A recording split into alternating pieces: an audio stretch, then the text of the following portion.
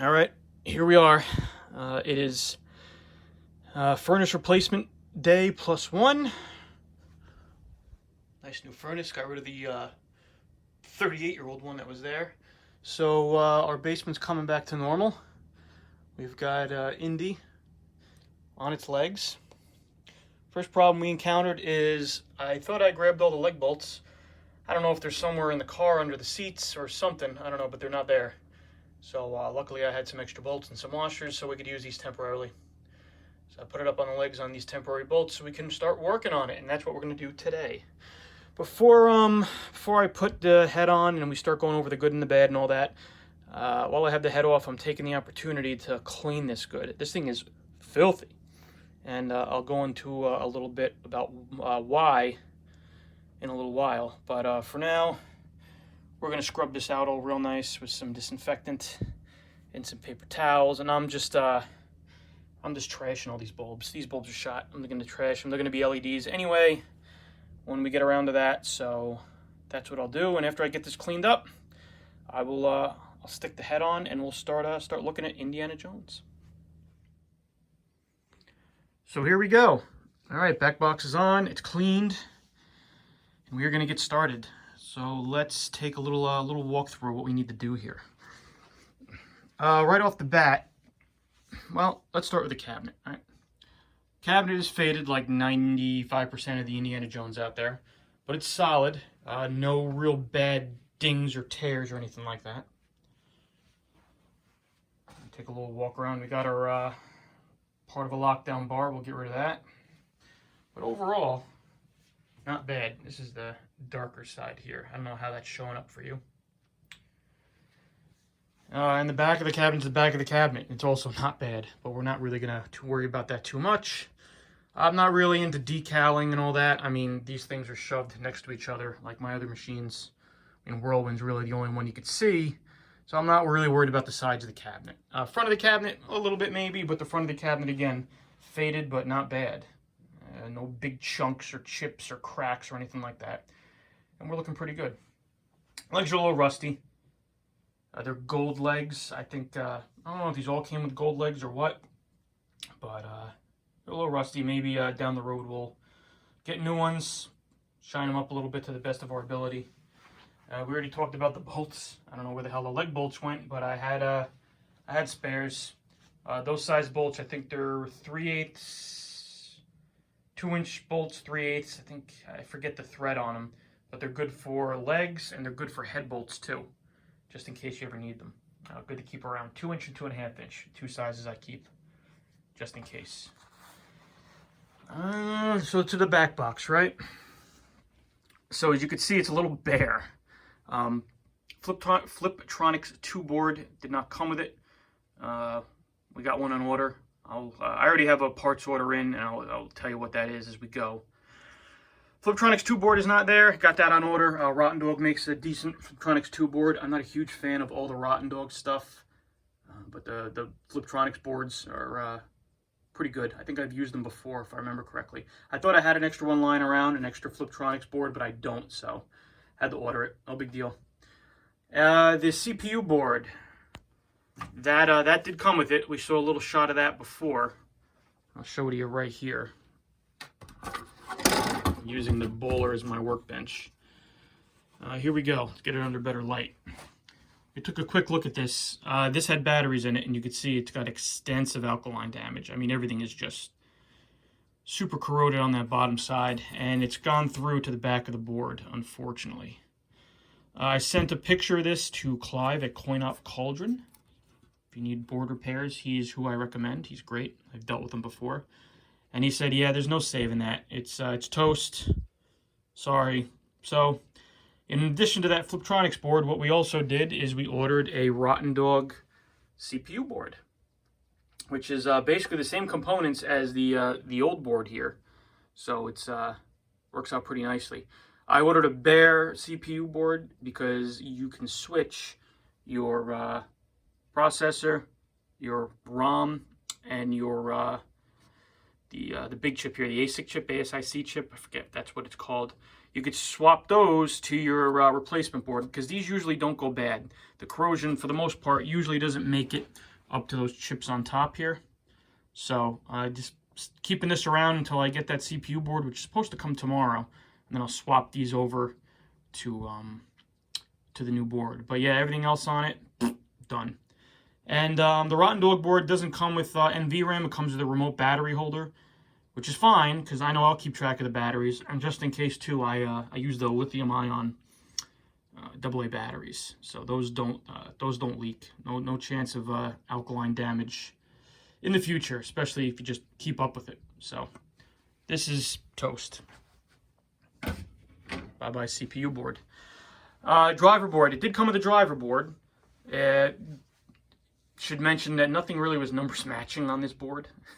On this game, I should say. So the driver board is there. Driver board looked good. It looks like BR1, BR2 had been replaced. I was missing a fuse and a little bit of burning on the GI header. But you know what? I mean, I'd really rather not waste time with it.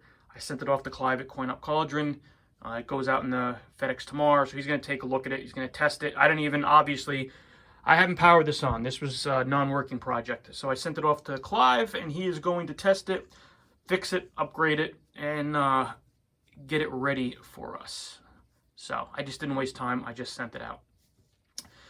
The remaining boards, you have our little auxiliary driver board here, or whatever you want to call it.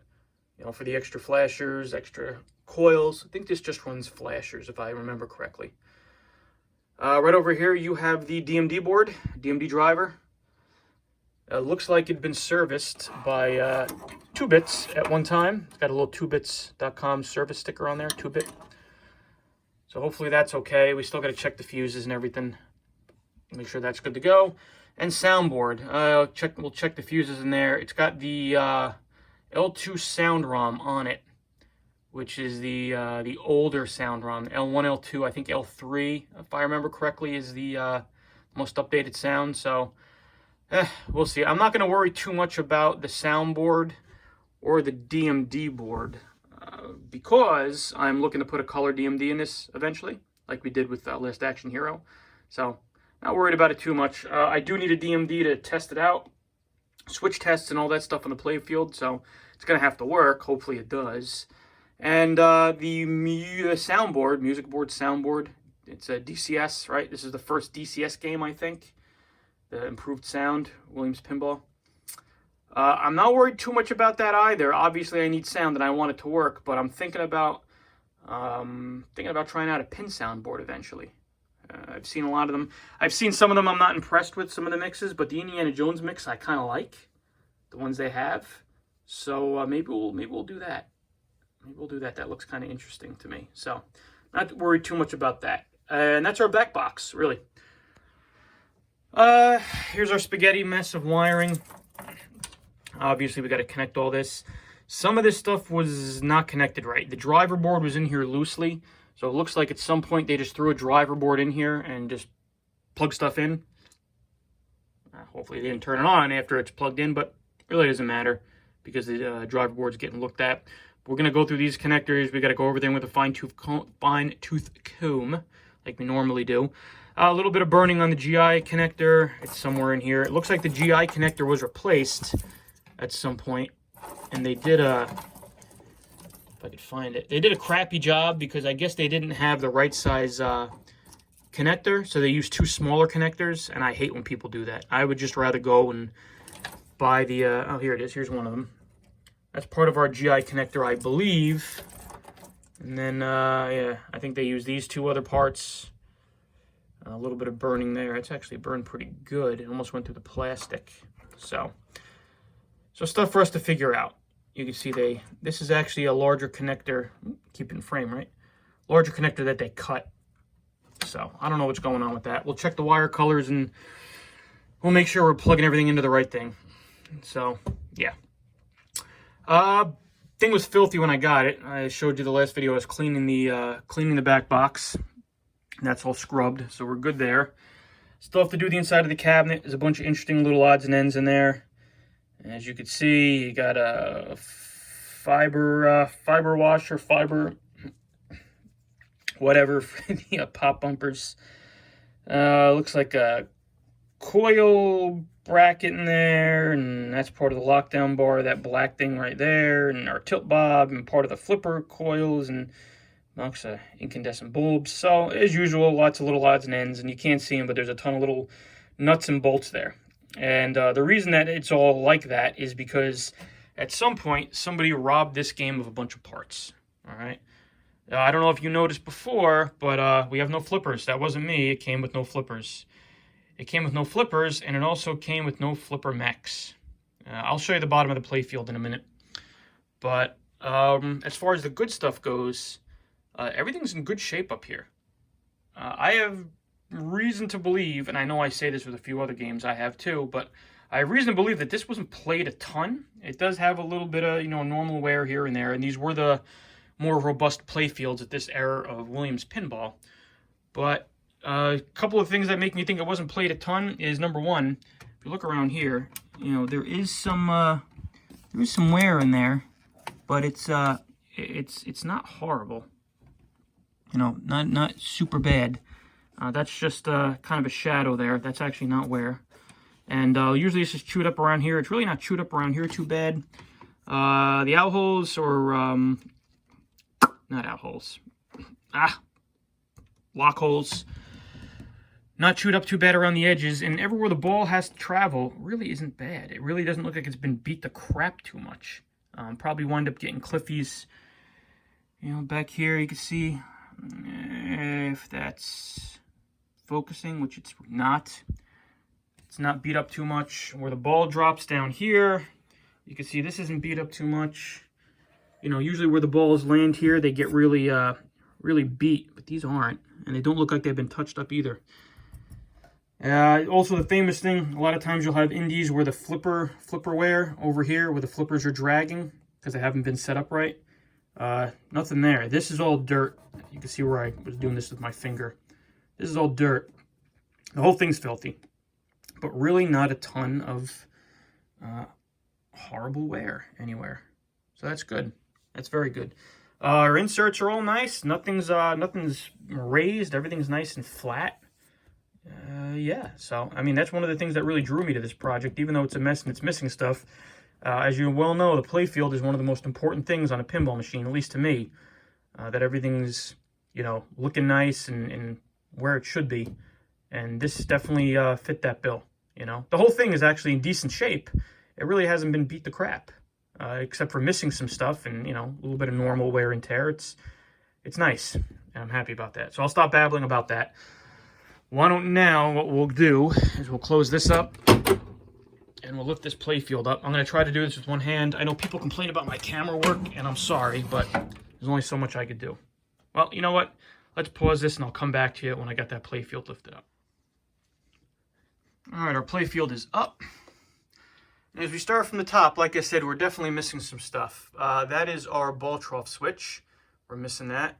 I have extra switches and extra brackets, so that's easy to fix. Here's the wires that used to go there. Flipper assemblies, gone. They robbed the flipper assemblies. I'm guessing what they did is they had another Fliptronics 2 machine that they needed flippers for, and they took the board and the flipper assemblies out, and they went and used it for something else. Obviously, another game. So those are gone. I have those coming. I have a nice new flipper bats. I got yellow flipper bats. I figure it matched a little bit better. I think the game came with white. And all new flipper assemblies are coming. So that is on the way. As we go down, we are missing a bunch of the little sockets, little twist sockets. I have plenty of those. So we'll put those back in. And the ones with the... these are empty. They stay empty. These are the ones that are missing. The ones with the actual connection on them. As we go down, we're missing, well, we're not missing it. It's right here. This is the LED receiver and the LED emitter. And this one on either side of here, you can see a little bracket right here, that black thing. There was an emitter and a receiver on either side, and that would tell you that the ball was there. It's an opto, right? It uses optics to sense the ball. There's new switches in some places. And that was robbed of its emitter. As a matter of fact, something I forgot, if you notice up here and you caught it, there's no emitter or receiver board. The opto boards in the trough are gone. And somebody robbed all the emitters off off that board too. So, yeah. I guess somebody needed emitters. They didn't want to buy them. They just stole them from this game. So I actually have, for these, I actually just got new boards. The other boards are all cracked. So I'm like, you know what? I know they're probably an easy fix, but I'll just order new boards. They weren't that much. And I'll stick them on there to avoid any problems. But I also ordered just singular emitters and receivers for places like this. So I'll put those on here, and that just plugs into this empty connector here. Not a big deal. They also robbed some pop bumper assemblies off here. I have 2 new pop bumper assemblies coming. There's one right here that still exists, thankfully. We'll just re-sleeve that. But I got 2 new pop bumper assemblies coming for that. You can see the coils just hanging here from the pop bumpers. No big deal. No big deal. So what else we got? The optos for the flipper opto boards are here. They just are hanging there. I don't know why, but they are. I don't know if these even work, so we'll have to see. If not, these are fairly easy to repair, or if you just get new ones, they're actually pretty cheap. I think you can get these for like $10 each with everything on them. Same thing with this side. Again, flipper opto board. Not a big deal. What else? I really think that's all we have to say right now. It's about 15 minutes of video. History of the game itself. This is why I'm another thing that drew me to this game. So a lot of times we get these games, right? They've been in someone's storage space, or they've been in someone's basement or game room, and they've been played and something breaks on them, and they don't fix them, they sell them. But they've pretty much been in been in use, been in a private collection. This one hasn't. This one has been sitting in a warehouse in South Carolina for at least the last 15 years. Sitting, not doing anything for 15 years at the very least. And that's probably a generous estimate, more like 20. And as you can see, it's been sitting in the robbed of the parts we just talked about. But this is pretty much the first time this thing's going to play when we get it fixed in probably at least 20 years. At least 15, probably 20. And that's cool. I like that. I like that another Indiana Jones is being brought back from the dead, because like so many other ones. And that makes me feel good that I saved one, especially a game like this. This is a great game. One of the most sought after pinball machines, probably in the realm of pinball. And that makes me happy and excited. Something interesting I found in the cabinet was a game checklist, and it looks like on a 11/11/94, this was refurbed for somebody.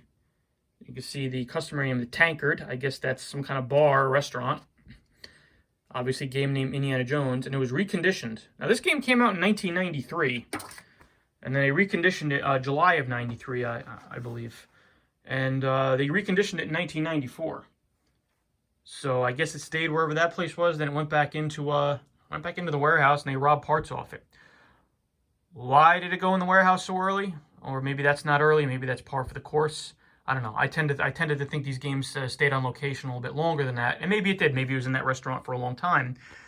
But figure if it was in a warehouse for at least 15 years, and it's 2019 now, that's what, 2004?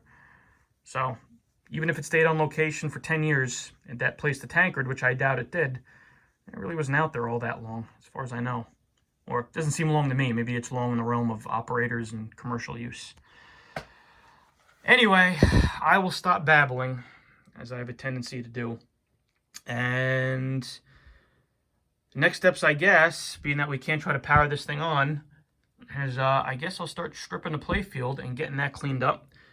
I do have a lot of parts on order, like I said. I have our circuit boards on order, our CPU board, our Fliptronics board, and our opto boards for the ball trough. I have some emitters, some receivers for those little opto places there, as well as what else did I get? Oh, the pop bumper assemblies. I got that coming. So yeah, I just have to really wait for these parts to come in. I will have to do a little bit of work on headers and things of these other boards as we see fit. These have all been beaten and vibrated to death, so I'm sure some stuff needs to be reflowed. So, probably not a ton of circuit board work with this, which is fine, as my time is kind of at a premium these days. Oh, and I got another drop target. One of the center drop targets is broken. I got another drop target, and I also got to order new drop target stickers if I'm going to go through all that trouble. So anyway, with that said, when I check in again, I don't know where I'll be, but I'll probably be in the midst of disassembling the playfield. So, all right. Well, thanks for watching, and I'll keep you posted.